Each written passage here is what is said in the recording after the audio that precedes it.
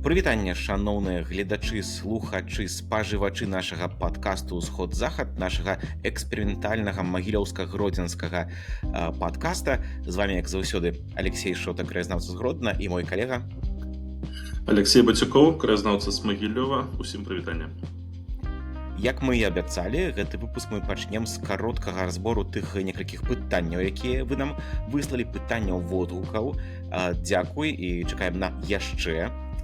Як зараз з імі разбярэмся, то перайдзем да сённяшняй тэмы, якая насамрэч вельмі цікавая, і тэму, у прынцыпе, вось мой калега магілёўскі калісьці закінуў, калі мы такі планавалі гэтыя падкасты пра чыноўнікаў. Гэта ўсім цікава, таму дачакайцеся разбору пытаннічкаў. Іх не так шмат. Першы водгук, які мы атрымалі, гэта нават не пытанне, гэта такое сцверджанне, што Навагрудак, маўляў, больш сталічны за Гродна і Магілёў. Калі казаць пра нейкія такія гістарычныя штукі. Ты ківаеш галавой вось так, раскажы, што не так. Ну, по-моему, няма ж дакладнасці ў гэтай інфармацыі, няма нейтральных і дакладных звестак, которые бы подтверждали, что вось Навагрудак быў абвешчаны, з'яўляўся сталіцай. Это нейкія познія узгадкі у матэрыялах, которые мелі паўлегендарны что-то такого характера. Ну, я шчыра скажу, сур'ёзна не разбіраўся з гэтай тэмы, но ведаю, такі вот ёсць, такое рэноме ёсць в этой тэмы. Так, я таксама так і чуў, але міф все ж таки, думаю, трэба прызнаць, дастаткова жывучы. Можа быць, дзякуючы школьнай праграме адукацыйнай нашай беларускай, ось не ведаю.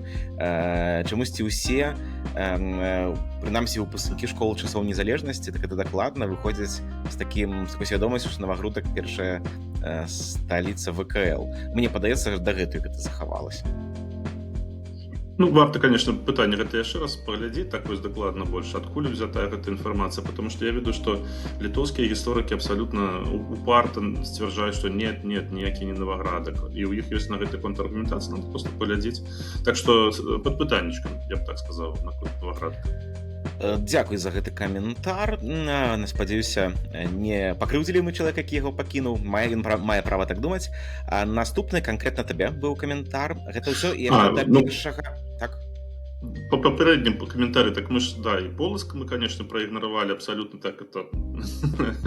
Давай пагодзімся. Ну так, незаслужана. Пакрыўджаных много. Много, да, тураў, таксама. В прынцыпе, у нас быў такі этап, калі у нас кожны, вельмі шмат было такіх гарадоў, которые былі цэнтрамі пэўнай дзяржавы, пэўнага дзяржаўнага ўтварэння. Давыд гарадок быў цэнтрам, быў Труцк быў цэнтрам, зараз гэта вёсачка з шыкоўным гарадзішчам, там такое гарадзішча просто... Ну, мы больш размаўлялі менавіта пра такую сучасную канцэптуалізацыю, ці ўспрымаюць сёння вось гэтыя месцы як такія месцы з налётам сталічнасці, такім сталічным флёрам. І я думаю, што все-таки Давыд гарадок, малаверагодна. Я пра такое не чуў. Гэта ўсё у нас, я так, калі не зразумелі гледачы, слухачы, што пытанні да самага першага выпуску, які тычыўся тэмы сталічнасці, такой вынаходніцтва гродзенскай і магілёўскай сталічнасці. Другое пытанне было канкрэтна да цябе, я зачытаю яго. Алексей, чаму вы не пазначылі пра стаўку цара, пра кафедральны сабор Расійскай імперыі, пра тое, дзе нарадзіўся белы рух, пра правядзенне фестывалю духоўнай музыкі, пра залаты, напісана Шнягер. Я так разумею, што это нейкі жарт. Шнягер. Ну, конечно, калі б мы не былі абмежаваныя па часе, калі б самі сябе не абмяжоўвалі, маглі б казыряць як бы ўсімі фішкамі свайго горада, то спіс быў бы аграмадны і ў мяне, і ў Алексея. Стаўка. У Барановичах таксама была стаўка царская. Адпаведна, як бы стаўка — гэта месца, дзе знаходзіцца вымушаны знаходзіцца цар, у той момант это быў цар, імператор, кіраўнік войска у час вайны. Гэта не яго уласны выбар, да, што вот нет, мне надакучыў Петербург, Москва, это... Толькі Магілёў. Так. Яго туды загналі, можна сказаць, гэта як бы, такое... Да, стаўка была, она, пэўны, конечно, след пакінула, будынкі выкарыстоўваліся, эксплуатаваліся па-іншаму, яны эксплуатаваліся так, а потым сталі іначай, там быў дом губернатара, потым там стаўка размясцілася. но, каб, знаеце, што-небудзь такое спецыяльна пабудавалі вот у часы знаходжання і потым гэта вот уже такім вот было бы утваральным для пэўнай прасторы гарадской элементам, то такога мы не знаходзім, не заўважаем. Ну так, у Магілёў сцікаліся цэнтры увагі, ну ён быў у цэнтры увагі, сюды сцікаліся людзі, сюды сцікаліся ну такія цэлыя людскія, ну тоже паўтараюся, людскія потокі па сваіх інтарэсах. Так, тут узнікла белы рух узнік і тут, і ў Быхаве. Адсюль вось з гэтых з нашых тэрыторый потым яны раз'язджаліся, каб узначальваць розныя там добровольческія арміі і так далей. Што ж да кафедральнага сабора? Ну так, ну акрамя кафедральнага сабора, калі быць больш паслядоўным, то надо вспомнить Магілёўскую праваслаўную епархію, которая паўстала ў 1634 годзе ў Магілёве у альтэрнатыву полацкай епархіі, которая тады перайшла ва уніяцтва. Магілёўская праваслаўная епархія мела у сваёй назве слова беларуская. Беларуская для 1634 года гэта была навінка. Тады гэтае слово мала было, ну, як мала асацыявалася менавіта з нашымі землямі, а вось такая фіксацыя, як мяркуюць некаторыя даследчыкі, паспрыяла таму, што слово Беларусь пачало актыўна ўжывацца ў дачыненні да нашых земляў. Значыць, беларусы паходзяць з Магілёва, да? У Магілёве з'явіліся першыя беларусы. У 17 стагоддзі магілёўскіх купцоў у маскоўскіх крыніцах часта называюць купцы-беларусцы. Гэта мы бачым, гэта мы назіраем. Ну, але ж не толькі праваслаўныя сябе называлі беларусамі. Вот мы ведаем знакаміты выпадак першага чалавека, который назваў себя Леўка Руссян, Саламон Рысінскі, который, верагодна, не быў все-таки праваслаўным по веравызнанні. Ну, напэўна, і была прычына, чаму гэтую епархію назвалі беларускай. Напэўна, все ж таки такая ўжо фіксацыя вось як адбывалася в гэты момант. Просто мы атрымалі такі момант, калі гэта замацавала вось утварэнне гэтай епархіі, замацавала яшчэ больш фіксацыю слова беларуская ў дачыненні да нашых земляў. Я толькі дадам яшчэ, можа, для нашых слухачоў пра вось кафедральны сабор каталіцкі, што не ўсе ведаюць, што гэта быў цэнтр самай вялікай у свеце каталіцкай епархіі. Гэта мала сёння, цяжка сабе сёння проста уявіць, што фактычна гэта адна вялікая епархія на ўсю расійскую імперію. Быў такі момант, што можете самі сабе ўявіць, што гэта ад умоўна не ад Брэста, ну потым это будзе ад Брэста, таксама і ад нават не толькі Брэста, і яшчэ далей, і да Аляскі, напэўна, на той момант, да Аляскі. Вся гэта тэрыторыя, она была пад юрысдыкцыяй Магілёўскага архібіскупа, у которого было две рэзідэнцыі, адна ў Магілёве, другая ў Петербургу. І пад яго ўлады, напрыклад, захаваліся езуіты. Мала хто ведае, але езуітаў забаранілі незадоўга да падзелу Рэчы Паспалітай, а дзякуючы таму, што у 1773-74 годзе, здаецца, была касацыя езуітаў. А дзякуючы таму, што вось гэтая каталіцкая епархія, она была як бы такая трохі не зусім пад папай. Ён як бы прызнаў гэтую епархію, але прамога кіравання не меў. То ён не мог уздзейнічаць на Станіслава Богушцы Станцевіча, который быў першым гэтым архібіскупам каталіцкім. І той просто дазволіў езуітам на ўсіх абшарах гэтай расійскай імперіі захавацца, і ў нас яны працавалі ў Магілёве. Гэта кшталту як сёння каталіцкія іерархіі ў Кітаі, напэўна, падобным чынам. Яны нібыта пад папам блізкім, але свае асаблівасці палітыкі. Дора, трэцяе пытанне да падкаста пра сталічнасць. Не пытанне, а... Это вось уяўляеш сабе, выбачаюся, быў момант, калі людзі, дысідэнты уцякалі на нашы землі, да? Ад палітычнага ціску. Вось канкрэтна тут езуіты. Ну так, это сёння трошки такое, як з іншага свету. Такое, у нейкім крывым люстэрку гэта выглядае на сённяшні дзень. Ну, ролі мяняюцца. Золоты шлягер яшчэ было ў пытанні, гэтае пытанне. Так. Ну, тут такі альтэрнатыва славянскаму базару. Ну, як бы, наколькі славянскі базар гэта важная рэч, а золоты шлягер гэта яшчэ і у 3 разы менш. Ён квітнеў толькі на адным этапе, калі ім кіраваў Владзімір Брайлоўскі, а потым яго абвінавацілі ў нейкіх там рэчах, як заўсёды яны любяць, і яго адстранілі, все, ён захерел просто. Эфективного менеджера вырашылі, што он занадта эфективны для свайго часу. Окей. Добра, і трэці каментар, дакладней такі вельмі разгорнуты водгук прыляцеў на наш першы падкаст пра сталічнасць ад гродзенца Евгена Аснарэўскага. Гэта такі, как это сказаць? Чалавек-мем. Ну так. Чалавек-мем, гэта краязнаўца, гісторык, пісьменнік, паэт, спявак, вікіпедыст, які і містыфікатар, наколькі невядома. Так, яго не існуе, яго завуць зусім інакш, ніхто не ведае, хто ён такі, дзе ён жыве. Вось, і ён напісаў камент, прыемна, я коротка зачытаю. Яшчэ раз пра тое, як правільна абгрунтаваць гродзенскую сталічнасць.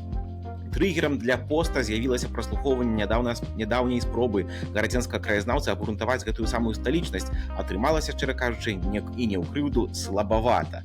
Адразу скажу, што мы не абгрунтоўвалі, мы пераказвалі пэўныя наратывы, якія ёсць. То есть мы не спрабавалі даказаць, мы проста, калі пра што гавораць, што замацавала ў свядомасці жыхароў Гродна і Магілёва, таму спробы нешта абгрунтаваць канкрэтна не было, мы толькі перадатчыкамі служылі.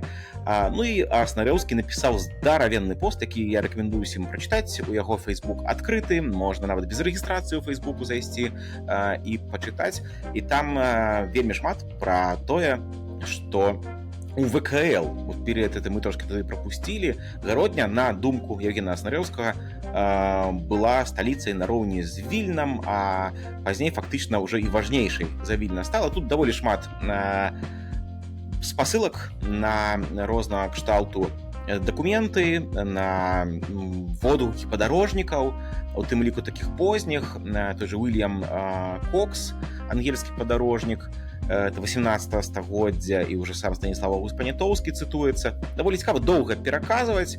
Магу толькі падзякаваць, канешне, Евгену Аснарэўскаму. І, дарэчы, ён таксама звярнуў увагу на тое, што па розных прычынах на такой другой сталіцы, напрыклад, другой сеймавай сталіцы можа прэтэндаваць Брэст, Полацк, такая самая першая сталіца, Магілёў, бо быў магутны і гэтак далей, Мінск быў сталіцай ваеводства. То есть, да, в прынцыпе, пры вялікім жаданні можна вельмі шмат прыцягнуць завуж, калі трэба. Это не было нашай мэтай. Яшчэ раз дзякую Аснарэўскаму. Ідзем далей. У нас яшчэ быў такі водгук пра музеі. Водгук даволі цікавы. Сапраўды, это мой фейл. Мы не ўзгадалі пра прыватны музей горада Януша Паруліса ў Гродні. Ты такі музей ведаеш? Чуў што-небудзь пра яго? Не, толькі вось з гэтага каментара даведаўся. Гэта дом, палова дому, дзе жыве такі патомны гарадзенец, у шмат які ўжо пакаленнях гарадзенец Януш Паруліс. Ён збірае ўсё. Гэта калекцыянер, у якога, я не знаю, чаго няма. Ёсць абсолютна ўсё, і ён запоўніў свой дом экспанатамі, там немагчыма прайсці, там все закідана цэлыя кучы. Для нармальнага чалавека, які зойдзе з вуліцы, это хлам, кучы хлама. Але это хлам гістарычны. Там які-небудзь елкавыя цацкі 60-х, там меню рэстаранаў гродзенскіх, там 70-х, там яшчэ штосьці, элементы дэкора нейкіх кавярняў, савецкая чеканка крутая, которую растащілі ў час ремонту, ён сцягнуў. Там драўляная нага яго прадзеда, боты пажарніка, яго там дзеда, які быў пажарнікам. І ўсё што заўгодна. І гэта стварае такую незвычайную атмасферу, але ці гэта можна назваць музеем? Да, вибачайся, ты знаешь, я уже почитав коментарі наконт гэтага музея, як ты кажаш, да, ці можна назваць у Двукосі гэта будзе музей, гэта такая прыватная ініцыятыва. Слова склад тут, склад старажытнасцяў было больш, напэўна, дарэчы. Пачытаў каментарі і дваістае адчуванне, конечно, я разумею музейную вартасць гэтай калекцыі, калі размова пра рэчы, которые больш нідзе ўжо не захаваліся, пра такія, которые, будуць страчаныя, калі толькі не тут. Адпаведна, вартасць высокая, але музейная справа она уключае ў сябе не толькі збор, але і уласна саму музеіфікацыю. І наколькі я зразумеў, там вось гэтай музеіфікацыі не адбываецца, то бок прадмету не дадаецца яго інвентарны нумар, не записываецца яго гісторыя, не записываецца яго паходжанне, то бок ён пазбаўляецца фактычна большай часткі сваёй інфармацыі, сваёй каштоўнасці, калі ён без гісторыі застаецца. Гэта першая заўвага, што напэўна гэта ўжо все-таки такая не музейная работа, а калекцыянаванне. Чалавек калекцыянуе, як калекцыянер цудоўна, но это занадта высокі статус, каб лічыць гэта музеем менавіта. Потым заўвагі ад саміх наведвальнікаў такія негатыўныя, которые я пабачыў, былі такого кшталту. Чалавек нам нічога цікавага не расказвае, то бок у яго столькі ўсяго, мы чакалі там шмат гарадскіх баек, гарадскіх гісторый, а он просто что-то там протараторил, стал их выправаживать, причем узял 15 рублёў. Все навалено, свалено. Это не музей, а свалка, где все гниет, мыши там лазят, там, значит, паутиной все обросло. Немагчыма прайсці. Паломаная колонка JBL можа ляжаць побач з якім-небудзь там артефактам з 60-х гадоў, нікому не зразумела, як яны паміж сабою суадносяцца, што яны робяць разам побач. То бок экспазіцыйна ён, напэўна, все-таки не падрыхтаваны гэты аб'ект для наведвання. Это такія подбегам прагледжаныя каментарыі наконт гэтага музея. Конечно, таких свалак, прабачце, свалак, таких калекцый, таких размешчаных в адным доме, іх шмат. Это не толькі гэты чалавек так назваў, у яго свая асабістая гісторыя, гледзячы па ўсім, раз ён патомны. Але амаль што ў кожным горадзе ёсць свае барахолкі.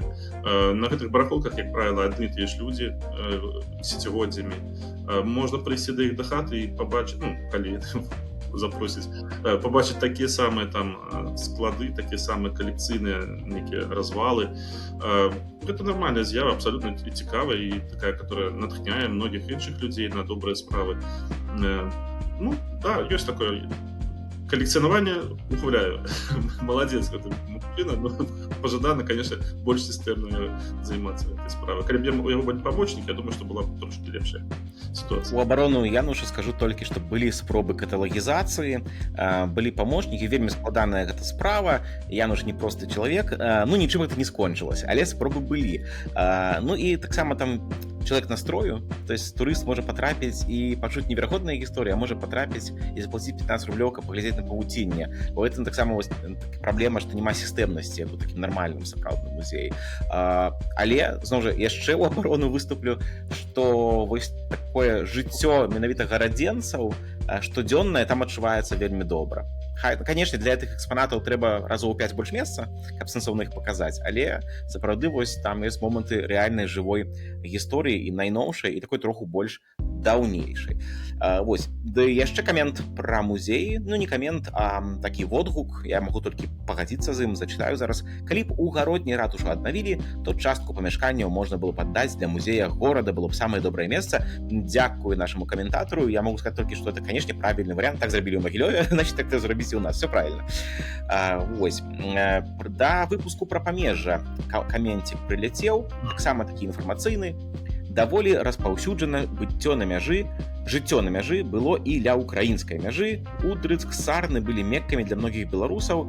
Напэўна, зноў жа, гэта якое памежжа возьмем, так і там это будзе. Мы разглядалі толькі свае, канешне, родныя, але таксама, я думаю, і на поўдзень, і на поўнач Беларусі падобныя гісторыі. Можа, не ў такіх маштабах.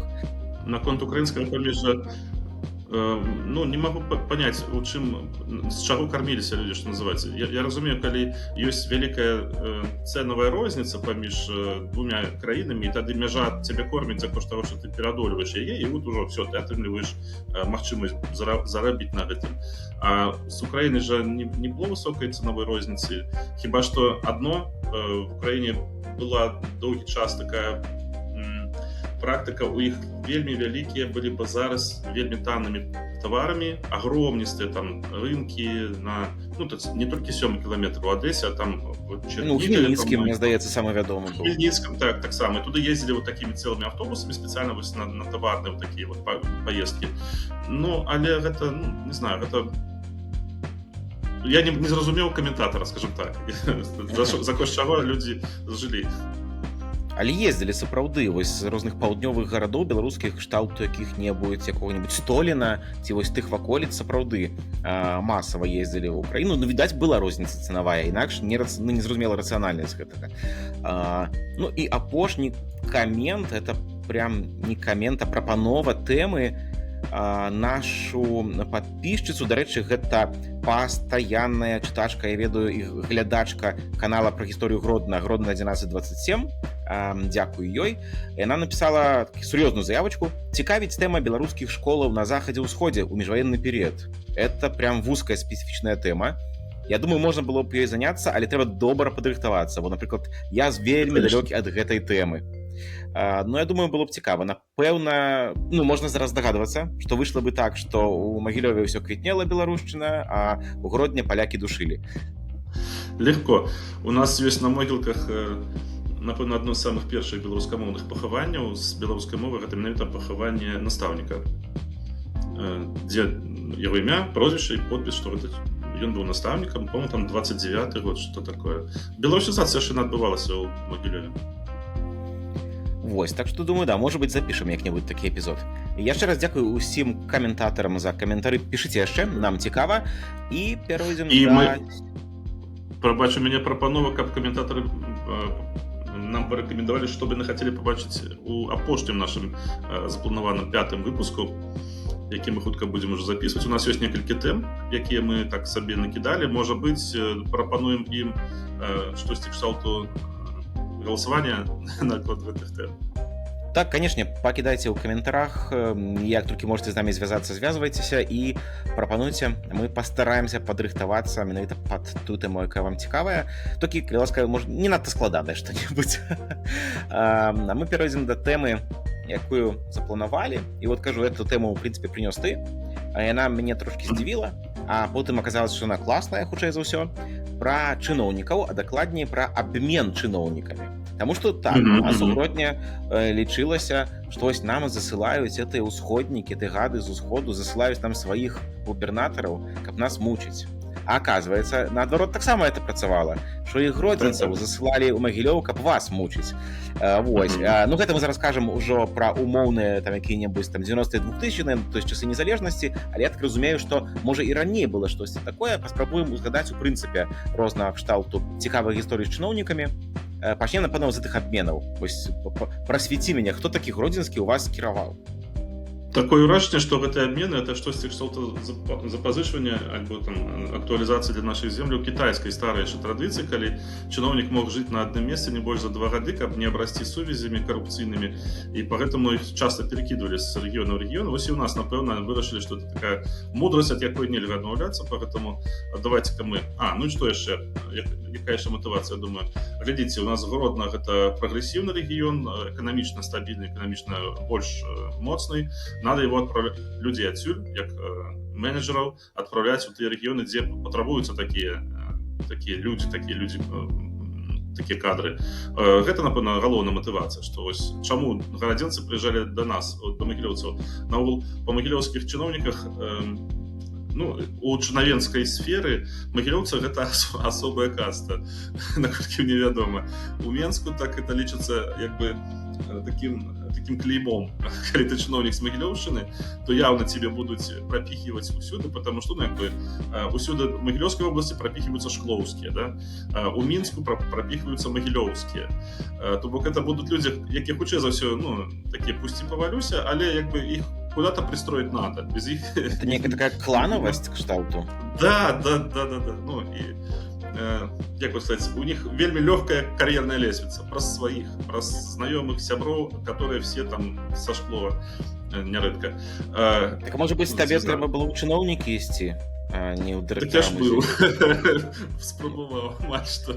Я жартую, я чыноўнікам не быў, у кадровым рэзерве я не састаяў. Это выпадкова амаль што я стаў кіраваць музеем у свой час. Не выпадкова, я падаў сваю кандыдатуру, і яна аказалася больш подошла, чым астатняя кандидатура. Я выиграл выборы. А наконт того, ты пытаўся, якія гарадзенскія чыноўнікі пабывалі у нас, варта было б, канешне, у першую чаргу згадаць самага знакамітага гарадзенскага чыноўніка. Ну, па легендзе ён гарадзенскі, а па іншай легендзе дык ён наогул пазашлюбны отпрыск імператарскі. Гэта Дамбавецкі, Александр Дамбавецкі, па-мойму, ён паходзіць з гарадзенскай шляхты. Вот для афіцыйнай біяграфіі. Ён падняў магілёўскую губернію. Калі ён... Это якія гады? То есть, это 19 стагоддзя, так? 1850-е, 70-е, 60-е, 80-е, 60-80-е. А сам ён дажыў аж да рэвалюцыі, дарэчы. Ён в Петербурзе выкупляюцца яго следы ў 1918 годзе. Мы змаглі знайсці, што ён рэгіструецца ў 18 годзе ў Петербурзе. Ну, мы ўжо здагадваліся, як закончыўся, хутчэй за ўсё, яго жыццёвы шлях. Дык вось, Дамбавецкі ён падняў Магілёўшчыну. Калі ён заступаў, то гэта быў чахлы такой даволі рэгіён, а пасля ён ужо перадаваў такую больш-менш эканамічна стабільную губернію свайму заступніку. У Магілёве, у сучасным Магілёве Барыс Васильевич Батура з Градзеншчыны, па-моему, з Валкавыска. Адзін з самых знакамітых магілёўскіх губернатараў у Дукосі, старшыня аблвыканкама. Прычым, па-мойму, гэта чалавек, якога Лукашенко нават паважаў і, можа, нават зараз яшчэ паважае. Ну так, это з сур'ёзнай павагай ставіўся, наколькі невядома, вось на тыя часы, калі той кіраваў, да 2008, па-мойму, года Батура ў нас кіраваў. Потым... Так, я правёў зараз хуценькі рэсёрч, сапраўды з Валкавыску. Маеш рацыю. Потым у нас есть такі дзіўны выпадак з чыноўнікам з адным. Ён у вас у Гродні трошачкі зусім засвяціўся, літаральна там прамільгнуў. Ён сам з Меншчыны, з Дзяржынска. Ён быў прадстаўніком Лукашэнкі па Гарадзенскай вобласці на працягу 1 года, па-мойму, усяго. І яго паставілі старшынёй магілёўскага аблвыканкама Владзімір Даманеўскі. Вы ўсе яго ведаеце цудоўна, потому што гэта той самы высокі, это самы высокі высокапастаўлены чыноўнік, які паляцеў пасля знакамітай гісторыі пра абасраных кароў. Прабачце. Так, Менавіта ён быў старшынёй аблвыканкама, менавіта ён пазбавіўся гэтай пасады. А што тут такога для мяне асабліва такое, што шакіруе вось у гэтай гісторыі? Мы зараз ты ж нідзе не пабачылі гэтага чалавека, нідзе у публічнай прасторы яго нідзе не всплыла яго фігура з таго часу. А мае знаёмыя і былыя калегі мне расказалі, што з розных крыніц яны ўпэўненыя, атрымалі інфармацыю з розных крыніц, што ён скончыў жыццё самагубствам. Вот пасля гэтай гісторыі. Так гэта, зноў жа, я тут прагаваруся абавязкова, што гэта не факт, гэта не абавязкова. Гэта я пачуў ад людзей, которые з'яўляюцца крыніцамі інфармацыі ў пэўным сэнсе, ніякіх доказаў гэтаму мне няма. Але вось я распытваў потым іншых, мне паціскалі плячыма, не ведаем. Прайшла такая інфармацыя пра яго. Это нонсенс, это, погодите, чтобы старшыня аблвыканкама вот так закончил, это гаворыць пра сістэму. Нечакана было пачуць, канешне. Так, это, значит, 19 стагоддзе. Я паглядзеў, хто быў губернатарам тады ў нас, з такіх цікавых асобаў. Першую палову 19 стагоддзя з большага гэта былі адносна мясцовыя людзі, так, кшталту той жа Францішк Саверый Друцкі-Любецкі, быў там адзін Урсын Нямцевіч, коротка, трохі больш за год, Бутаў Танжайковіч, таксама гэта ўсё нашы, скажем так, людзі, але цікава, то есть, это выхадцы ці з Гродзенскай губерніі, з шляхты, ці нейкі любым заходні. Але скажу пра цікавую гісторыю. Быў такі віцэ-губернатар Максімовіч. У цэнтры Гродна зараз ёсць палац Максімовіча, гэта там рэстаран «Каралеўскае паляванне». Гэта частка аблвыканкама, это будынак аблвыканкама, былая сталука аблвыканкама. І вось гэты Максімовіч у гісторыю перайшоў тым, што пабудаваў ты палац, толькі за якія грошы. Так, за грошы карупцыйныя. Бо увесь пачатак, першыя гадоў 20 19 стагоддзя у гродзенскай губерніі былі адзін за адным скандалы карупцыйнага характару. Вось пра них пісаў гісторык Алесь Радзюк, вельмі цікава, можна пачытаць. Напрыклад, ужо самы першы губернатар гродзенскай губерніі, як толькі яна з'явілася ў 1801 годзе, быў такі Дмітрый Кошалеў, і он верагодна явно пособнічал кантрабандзе, пісаў Еўстафій Арлоўскі, та іншы такі гісторык 19 стагоддзя. Вось, а быццам бы чыноўнік, які ту схему раскрыў, быў пазней атручаны зацікаўленымі асобамі. Ну, гэта было 200 гадоў таму цяжкавата казаць, было так ці не было, толькі то, што дайшло да нас. А вось Анджейковіч той быў віцэ-губернатарам у губернатара Карла Лашэрна, і калі высветлілася, што Лашэрн краў грошы, ну, яго звольнілі, Анджейковіча ўжо паставілі не віцэ, а звычайным губернатарам. А ён, навучаны сваім папярэднікам, быў у тэме і быў у долі, відаць, ён пачаў сам красці. У них былі вельмі прымітыўныя схемы, проста яны забіралі грошы з пулу грошаў, якія з падаткаў ішлі.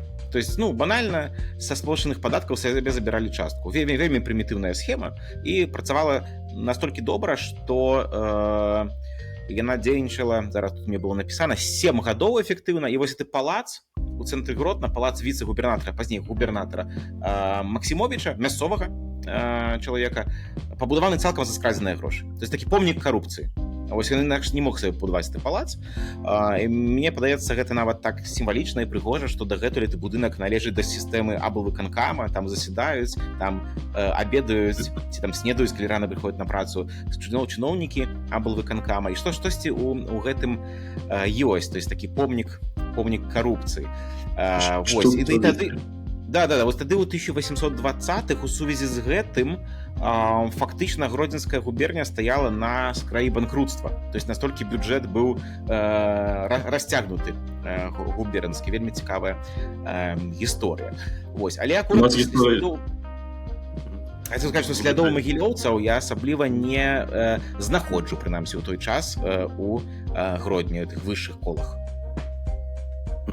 У нас гісторыя, якую ты расказваеш, абсалютна аналагічная, толькі маштаб трошкі больш такі салідненькі атрымаўся выпадкова. У нас губернатарам у самым пачатку, калі Магілёўская губернія ўвайшла ў склад Расійскай імперіі у 1790-х годах, ну, пасля, ўжо там праз 20 гадоў пасля ўваходжання, губернатарам быў такі Пётр Пасек, а знакаміты ён быў тым, што быў удзельнікам загавара, па выніках якога Кацярына II прыйшла да ўлады. Ён быў удзельнікам загавара на забойства яе мужа. Ён паспрыяў яе ўзыходжанні, яна яго зрабіла губернатарам у Магілёве. Сам чалавек быў абсалютна не дзелавы. Ён ўсё, што хацеў рабіць, это карты, паляванні, любоўніца, там все такое вот. Віно. Дольче Віта. Да. Як-то жил як рок-звезда, да. І, значит, пра яго пісалі сучаснікі, што 2 гадзіны мог стаяць каля люстэрка кожны дзень. Прычым уся яго справа была толькі ў тым, каб нахлабучыць сабе парык, который так уже быў перад гэтым завіты. Вось. І ён абсалютна так, па той жа схеме, ён сабе пабудаваў палац. Калі у Магілёве адбывалася будаўніцтва сабора, Іосифаўскага сабора, то падрядчыку ён сказаў: будуй вось з гэтых жа матэрыялаў і за гэтыя грошы яшчэ і мне палац. І той яму пабудаваў палац, які называўся Піппенберг, на ўскрайку Магілёва, в жывапіснейшым месцы, бліжэй да Буйніч. Пасля рэвалюцыі яго ўжо там разбілі, і ён уже абсалютна, толькі ў некалькіх фотаздымках застаўся, і фундамент яго яшчэ трошачкі можна намацаць. Калі прыйшоў да ўлады сын Кацярыны, які Павел I, які ненавідзеў усіх звязаных са смерцю яго бацькі, то ён забараніў гэтаму Петру Пасыку бываць у сталіцах. Потым звергнуты быў сам гэты Павел I, і ўжо сын Паўла дазволіў самому Петру Пасыку вяртацца ў гэтыя самыя сталіцы.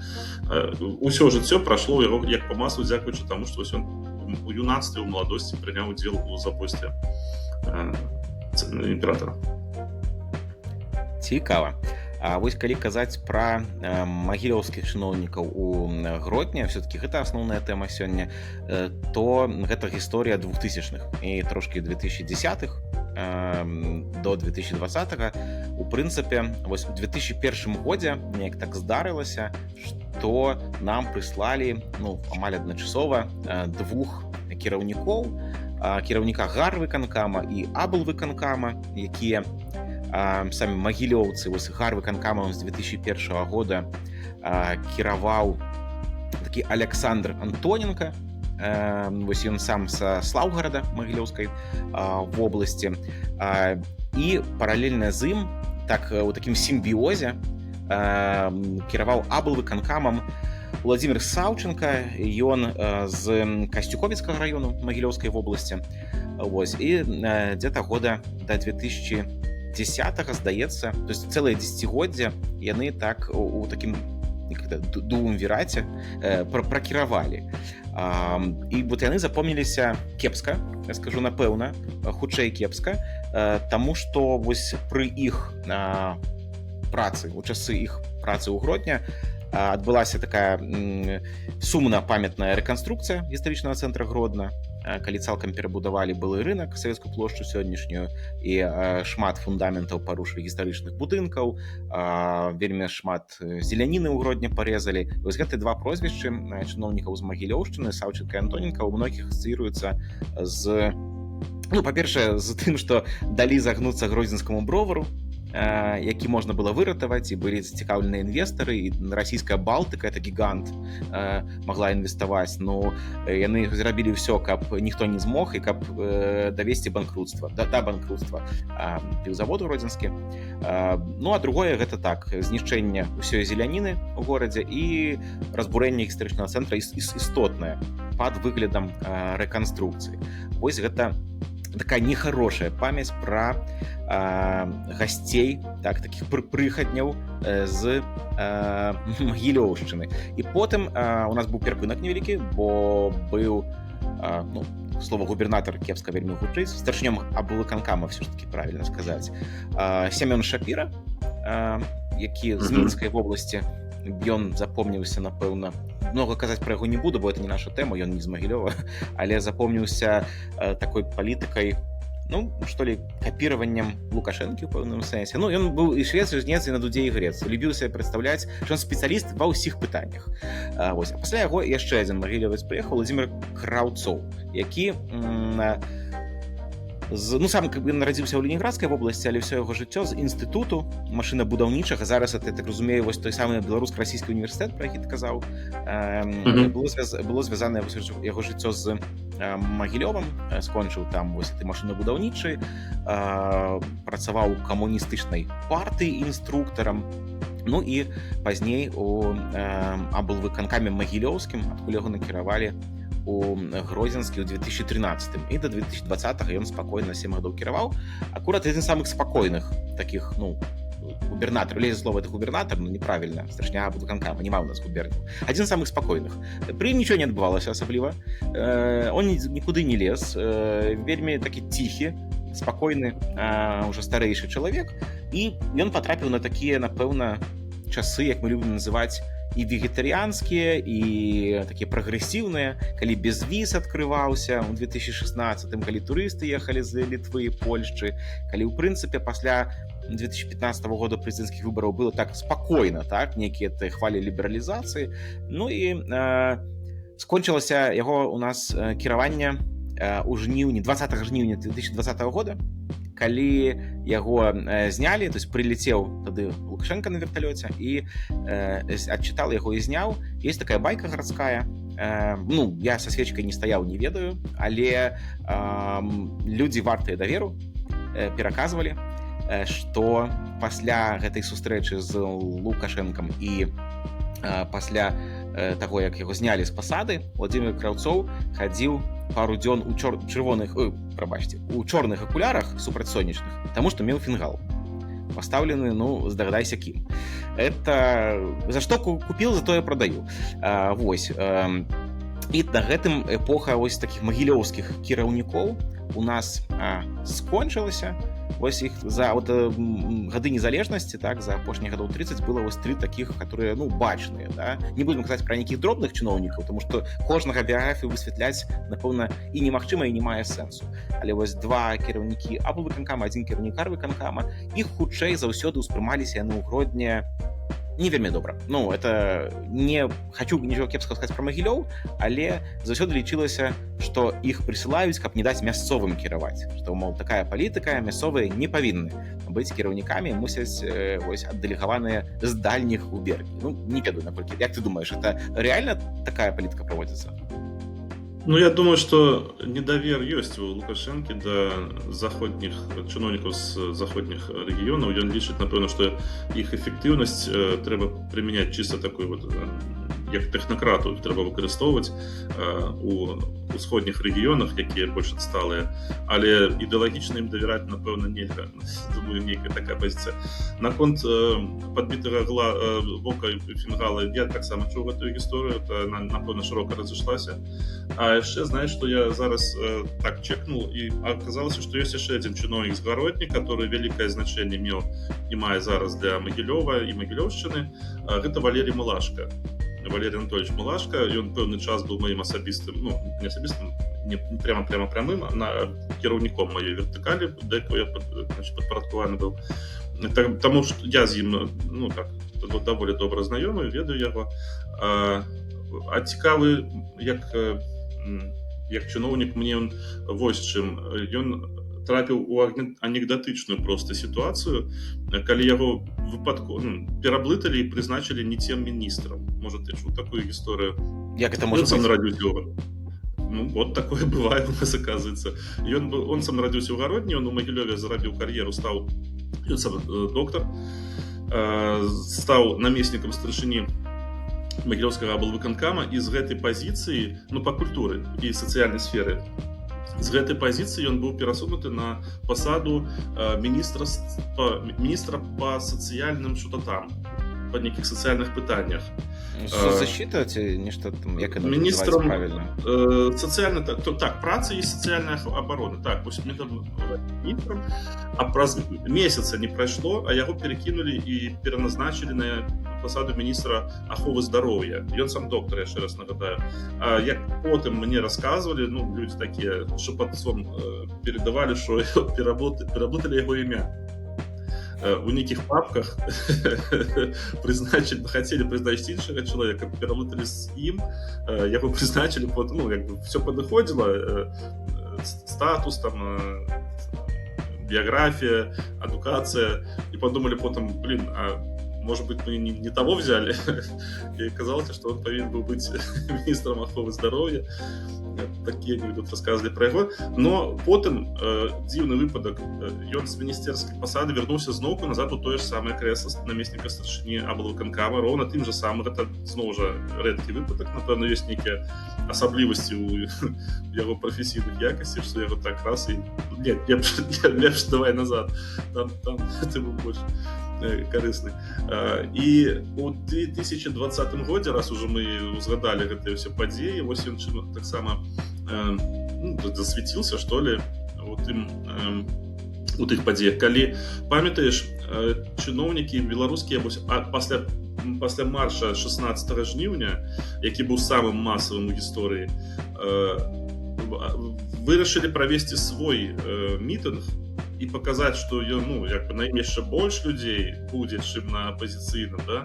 Ва ўсіх гарадах, абласных цэнтрах свозіліся аўтобусамі бюджэтнікі, іх там ахоўвалі па перыметру, чтобы они не разбегліся, напэўна.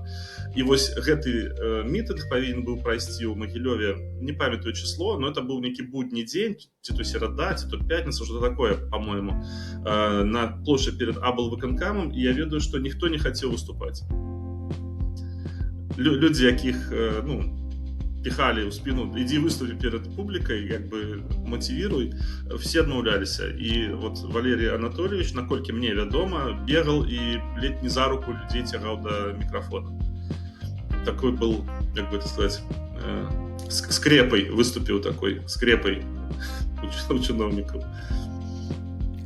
Слухай, а як ты думаеш наогул вось гэта практыка, такая палітыка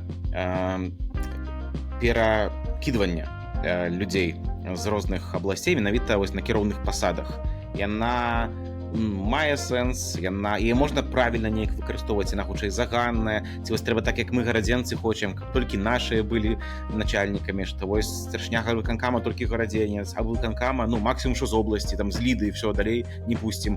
Ці гэта неправільны падыход у нас, гэта нармальна, калі хтосьці прыедзе кіраваць? Я бы так сказал, что, по-моему, неправильный подход – это аўтарытарны стыль кіравання, які патрабуе такіх рашэнняў. Правильным падыходам была бы канкурентная барацьба, напрыклад, партыйная барацьба, як это. Ты яшчэ скажы, што каб выбары праводзілі мэраў у Беларусі. Зараз дагаварышся. А у вас былі выбары мэра, дарэчы, хоць раз?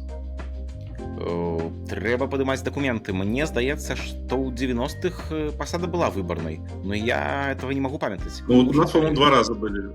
У нас 2 раза, по-моему, я памятаю. Мне здаецца, што 1 раз мусіла быць, але гэта трэба было б зараз хуценька звярнуцца да крыніц. Гэта супер кароткі перыяд, хто гэта ўжо можа памятаць. Так, у нас, по-моему, я таксама, я тады яшчэ дзіцёнкам быў, памятаю, што здаецца, у 91-м годзе, памыляюся, напэўна, можа быць, у 90-м годзе былі першыя выбары, у нас неважна было, хто аблвыканкамам кіраваў, ніхто на гэта не звяртаў увагу, усе глядзелі, хто будзе самім горадам кіраваць. І вот такім першым і, напэўна, адзіным сапраўдным мэрам у нас быў Габрусеў, які праз 2 гады са скандалам вылецеў, потому што аказаўся карупцыянерам.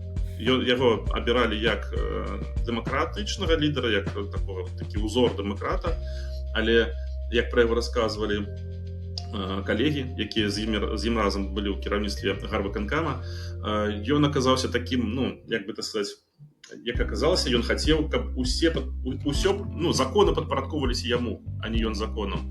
І ў нейкі момант ён проста взяў і выдзеліў кватэру свайму сыну, это чуткі, я не сцвярджаю, як быццам бы выдзеліў кватэру свайму сыну, на што той не меў права, і яго са скандалам знялі як карупцыянера, калі гэта яшчэ не было трендам. Ён заняў сціплую пасаду в прафсаюзе, по-моему, нейкім, ці в федэрацыі барацьбы, в федэрацыі дзюдо, здаецца, он заняў нейкую сціплую пасаду, і так вот усё жыццё, зараз он можа ўжо пенсіянер глыбокі, то усё жыццё там ужо прапрацаваў. Пра яго знаеш, што расказвалі калегі, которые з ім в адных кабінетах сидзелі, што у яго частым госцем быў Лукашенко. І нібыта нават этот стиль кіравання, што неважна як закон, важна як я хочу. Вот он як быццам бы где-то тут і опыт і передавался. Потым, пасля таго, як яго знялі, быў іншы, таксама выбарны старшыня гарвыканкама, але я, на жаль, не памятаю яго імя. Я зараз спрабаваў хуценька правесці пошук, хто мог быць у Гродні выбраным старшынём мясцовай улады. Не так это просто, на жаль, гугліцца, але выглядае на тое, што зараз магу памыляцца, таму прашу прабачэння ў слухачоў, але падобна, што гэта мог быць Семён Домуш, вельмі вядомы палітык гродзенскі. Прынамсі, па гадах акурат, калі была ў нас адносная дэмакратыя, то пасуе яго кіраванне спачатку ў гарвыканкаме, а пазней у аблвыканкаме. Абсолютно. Але гэта трэба было б пераправерыць, каб не падмануць нашых слухачоў. Добра, ўжо 50 хвілін мы з табой размаўляем. В прынцыпе, так, самы доўгі выпуск. Здаецца, все больш-менш абмеркавалі. Зразумелі, як гродзенцы ўплываюць на Магілёў, магілёўцы на Гродна праз нейкія уладныя рычагі. І думаю, мне здаецца, мы прыйшлі да высновы, што не вельмі гэта добра, ўсё таму, што гэта прызначэнцы. І не так важна, ці ты магілёвец, ці гарадзенец, калі ты выйграў выбары мясцовыя, тады і окей, раз тебе выбралі гараджане. Хіба такая мусіць быць выснова? Так, я цалкам згодны. У нас заганная сама па сабе сістэма, она нейкая перавернутая з ног на галаву, і ну тут менять трэба все. А яна заточена толькі под такі як бы варыянт, дзе все кіруецца ўручную, а сістэма павінна працаваць сама, а не за кошт этого передатачного механізма. Ну так я думаю. Ой, узгадаў у канцы яшчэ пахвалю магілёўцаў, вот амаль ледзь не забыў. Вось Уладзімір Краўцоў, які такі вельмі спакойны быў і асабліва нічым не кідаўся прыкметным у вочы, старшыня аблканкама, ён што хорошага зрабіў, давёў да канца ўсе даўгабуды, якія пачаў Шапіра. Бо Семён Шапіра меў такую мегаламанію пэўную, ён пачаў мільён будоваў, які не мог скончыць, а калі яго забралі на міністэрскую пасаду у Мінск, как бы засталося куча даўгабудаў, якія амаль усе іх скончыў Уладзімір Краўцоў пазней пасля 2013. Так што вось. На хорошай ноце заканчиваем. Хвала магілёўцам. Дзякуй усім, хто слухаў і даслухаў до канца. І чакайце апошні 5-й выпуск этого сезону, а калі вам будзе цікава, то, думаю, працягнем пазней з іншымі тэмамі. Да хуткіх сустрэч. Пачуемся. Всего доброго.